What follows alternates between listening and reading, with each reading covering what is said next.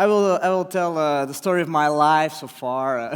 So it's actually when I was a kid, I was 6 or 7 years old, and I saw a movie that was really fantastic. I think it's a really masterpiece of art and cinema. It's called Jurassic Park, and it was just as a little kid.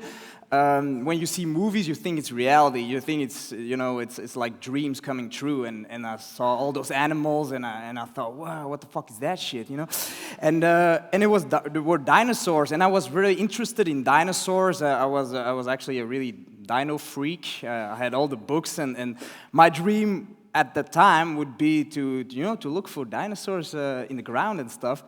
But I realized that my interest of dinosaurs, it was because of a movie. And back in the days, it was also because it was with so many special effects. On television, they were showing making-ofs of that movie. And I saw that there was a guy actually making movies, which I didn't know as a 6, 7-year-old kid. So it was always a guy with a hat and glasses and a beard. And I thought back in the day that he was making all the movies of everybody, all the movies were made by that one guy called Steven Spielberg.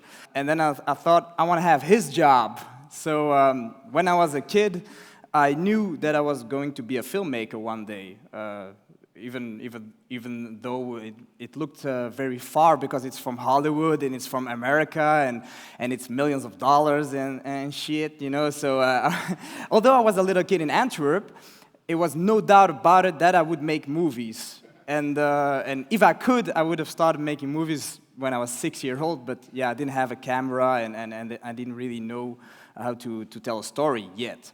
But I still had that passion until I was 18. And then I went to the university in Brussels to study movies. And from the first year, I didn't pass. So it was actually quite a shock for me because, I was so convinced that I was going to be a filmmaker. So for me, it was natural that when I make my short movies at school, I will pass the exam and I'm going to be in the second year without any problem. And then I got fucked by the school. So I was really depressed because it was, for me, like this institution just, took my dreams away from me. And also I was there with a class of 50 people, so 50 other people that were also thinking the same thing, they're gonna be filmmakers. So yeah, I thought, for a moment, yeah, it's just, that dream is too far. It's too difficult. Why me? I mean, I'm just a normal guy here. I'm not Steven Spielberg or Ridley Scott or Tarantino, so maybe that's not something for me. But the problem was that I had no other interest and I suck at everything else. So I had to do movies. And then I was, after I was depressed for a whole summer, I thought, you know what, fuck that school, I'm gonna make movies anyway. So I went back, I did again my year, because then I had experience because I made 4 bad movies. So, but on the other hand, I was also, going on film sets because I thought, just in case, the school wouldn't be very good, at least if I'm on a film set and I meet people, maybe that's also an interesting way of getting there to the movie business. Which caused that I didn't really go a lot to class, actually, but it was, it was all for the same purpose. It was movies, and I had to be there by any means necessary, like Malcolm X would say. So yeah, then actually after a moment, I started to get a little bit better in movies. My short films still suck big time, but it was right enough to pass through the years, and I kind of used the fact that I didn't pass as a strength, because that's how life is. Nothing is going to be perfect on your path. It's actually, you're gonna have a lot of problems, lots of things gonna happen to you, which are going to block you from your purpose. And what I decided to do is, I'm gonna use that. I'm gonna use all that experiences. It's like, we are talking about serendipity. Well, things you find that you didn't look for that. Well, most of the time when you find fucked up shit, actually, because nobody looks for that shit. And it's when it's bad, then, oh man, I thought it's gonna be awesome. I'm gonna make movies and immediately win millions of dollars, but it doesn't happen. You find, oh shit, I don't have a job, and now I have to pay a lot of stuff, and it's not working out. So that is, for me, serendipity, getting always problems and holes, and trying. And yeah, the thing is, what I learned is, your path to your dreams is gonna be fucked anyway. So better prepare for it.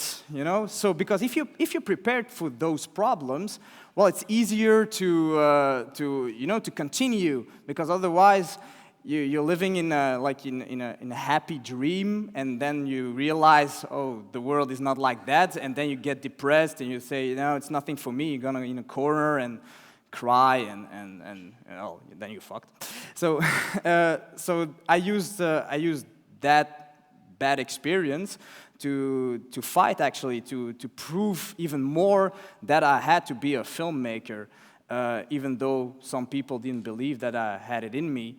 After a moment, I had an idea for making a short movie, and I thought, this is going to be an awesome short movie. I'm going to win all the prizes, because I like movies like Jurassic Park, but at the school where I studied, they didn't like Jurassic Park. If you said, yeah, I like that movie, then you sucked, even before you made something.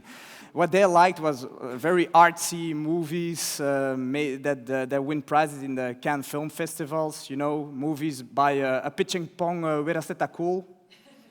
Very famous, I see. He's won a Palme d'Or, but nobody has seen his movies, clearly. So yeah, those kind of movies you had to do, movies with not a lot of dialogue, not a lot of music, not a lot of anything, actually, but pure art. So I thought, all right, I know I had to do. I'm gonna make a movie like that, and then I did a movie like that, and then I thought I got it because I had really good points at school, and I thought I'm gonna win all the prizes. I'm gonna be the man, because there was always somebody who was the man at my school, and there was always somebody that made movies like a pitcher pong cool, So I thought, now it's going to be my turn, and I didn't win shit, It's no festival selected. Even Leuven, the city where we are, it was the most important festival, and it didn't get selected. So yeah, all my friends, they were selected, but not me. So yeah, there was another proof of serendipity, which was awesome, I looked for prizes, and then I found some depressing stuff. The next year, because every year you had to make a short movie, my teacher was Michael Roskam, who's the Academy Award nominated director. With his first movie, he got an Oscar nomination, and now made a first American movie. And he was my teacher, my mentor. And by his success, I thought, if he can do it, I can do it. Because, Oscars, it seems like it's something very far away from you. But he was my buddy, and, I know him. He's not really that smart, so... I knew him before he got success, so now he's the man. And I thought, if he can do it, maybe I could also. But then I told him, I made this short movie, and I really thought I was going to win everything. And actually... fuck that, I'm just gonna make a movie just for fun, I'm just gonna make something commercial, and probably it won't win shit, but I just want to do that. And he said to me, now you gotta make something deeper, man, and because he's my teacher, I had to listen a little bit to him. So I made something between something commercial and artistic, but it was actually pure something for fun, something that I would like to see myself. And when we made it, it was very fun to make and to watch. And then it won everything. So all the prize I wanted to win with my previous movie, now I won it with that movie, which was a good example of serendipity. Sometimes it happens too, so that you have a lot of luck. It gave actually respect in the industry, because I made a movie that I would like to see. I made something that was true to myself, and not something for somebody else, and that is something that I learned from the previous movie. So that's a little bit what I learned from bad experiences. Always use them, and don't throw it away, or don't go in a corner, because maybe if after the movie that wasn't that successful, I was depressed and I would be in a corner, then I would never have made that other movie that was very successful. So maybe it's good that I didn't pass and that the other movie was not really not selected and stuff, because it motivated me to go on and to fight and go for it. You don't have to look for bad experiences. I'm just saying that if it happens, it's not really necessarily bad in total, you know. It's experience. It's good, you know. Experience. It hurts a lot, but it's very useful. And yeah, so I thought that it was possible to win prizes with a short movie, because sometimes I was thinking it's something not for me. It's always for the other guys, you know, because I'm actually never sure of myself. So I always think everybody else is better than me, and everybody else they know what to do. But then I started to think, no, everybody's just also normal. Everybody are people. I mean, even Steven Spielberg is just a guy, you know. I mean, why he also goes to the toilet, you know. So instead of thinking why me, I started to think why not me, and that was a huge motivation for me to continue to go for it. And when I won the prize of Brothers, which was a budget for a short movie, I said, fuck that, I'm gonna make a long movie out of it, because if it's possible, if I have the chance, well, it's not every day that you get a budget of like 60,000 euros, so, which is actually not a lot, you know, it's just okay for a short movie. But then I thought, damn, you know, if we can do it for a long feature film, although it has not really been done before, maybe if it's possible, let's do it. And everybody was saying, don't do that. And also my teacher, Michael Roskam, said it's a bad idea. You're gonna fuck yourself, and it's gonna be worst case scenario, and it's finished. You know, then you're gonna go in a corner and cry. But I thought, you know, back at the days I was 24 years old, and I said, yeah, man, I'm not gonna do like you, waiting until I'm 40 to make my first feature film, man. So it's not that it's a bad way, because now he has an Oscar nomination, but I didn't want to wait. I thought, what is the worst that can happen? Movie's gonna suck, and then, yeah, I'm still 24, 25, so I had some time to say, yeah, it was a little mistake when I was young, but it wasn't really a big risk, I thought. But yeah, then we made the movie. It was not a perfect movie, but I'm glad that we did it, because we knew that we were going to make a second movie called Black, and that was with a big budget. It was, you know, like not 60,000, but more like 1,200,000, and it's on my shoulders as a director. And I thought, well, if I fuck up a movie of 60,000 euros, it's not as bad as fucking up a movie of 1,200,000 euros. So I used the first movie to learn, actually, to make mistakes, so I could make less mistakes in the second movie. So in the first movie, I made about 1 billion mistakes. In the second movie, I made only 500 million mistakes, which is good, you know, and that way you make better and better movies, and maybe you can win an Oscar or millions of dollars later. So yeah, we did this movie, and we didn't have a budget for commercial or anything, so we just had money for paying a little bit food for the people. We finished it, and then we were thinking about, damn, we need to sell the movie. We need to do something that people might go watch the movie. So, and then, yeah, again, serendipity, you know, but the positive kind. So there were some people that asked me if I want to do a quiz show, and I said, hell no, I ain't gonna do a quiz show, because then everybody's gonna see that I'm stupid and shit. So I'm not gonna do that, you know. I'm not gonna suck in front of 1 million people. But we didn't have any money for commercials and for, you know, posters everywhere. So I thought, okay, I'm gonna sacrifice myself, and I'm gonna play just one game, even though it's one game. If I say enough times, yeah, go watch our movie, image, check image, everybody, then at least I would have, it's for the good cause, you know, it's for the team, for everybody. But then I've played 7 times in that show, and then I became a little bit famous in Flanders, which was really crazy. But our movie was then more successful, but still, it hadn't really that big success. It was just okay successful, and we didn't really know if it was because of the show or not.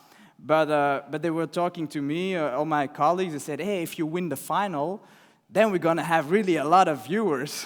So then I thought, shit, I need to win this shit, because really, normally I didn't really play to win because it was always a surprise when I've won. It was like, oh shit, I'm again winning.